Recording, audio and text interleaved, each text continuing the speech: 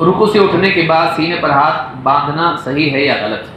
دیکھیے اس مسئلے میں یہ فقہی مسئلہ ہے اور اس معاملے میں علماء کا اختلاف ہے کہ رکوع سے کھڑے ہونے کے بعد قیام کی حالت میں نماز میں ہاتھ باندھنا ہے یا نہیں۔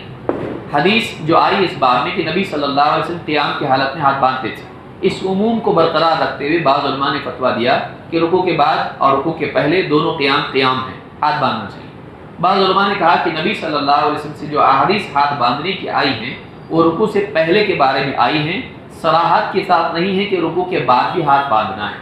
اور جن صحابہ نے آپ کا ہاتھ باندھنا ذکر کیا ہے رکوع سے پہلے تک ذکر کیا ہے، رکوع کے بعد اس کا دوبارہ تذکرہ نہیں کیا ہے، تو اب اس بنیاد پر شیخ البانی نے کہا کہ ہاتھ نہیں باندھنا چاہیے رکوع کے بعد، اور بہت سختی سے اس کا رد بھی کیا ہے۔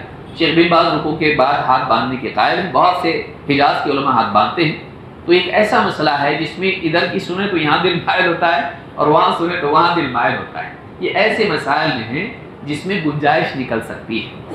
جس آدمی کا دل جس دلیل کی طرف مطمئن ہو وہ آدمی ایسا عمل کرے، اس پر کوئی لان تان کرنا، اس کو گمراہ قرار دینا یہ مناسب نہیں ہے۔ ہمارے نزدیک راجح یہ ہے کہ رکوع کے بعد ہاتھ چھوڑے جائیں، کیونکہ صراحت کے ساتھ اس میں ذکر حدیث میں نہیں ہے۔ مالک بن حویرث، وائل بن حجر یا جو بھی حدیث اس باب میں آئی ہیں، رکوع کے بعد کسی بھی حدیث میں صراحت کے ساتھ ہاتھ باندھنے کا ذکر نہیں ہے۔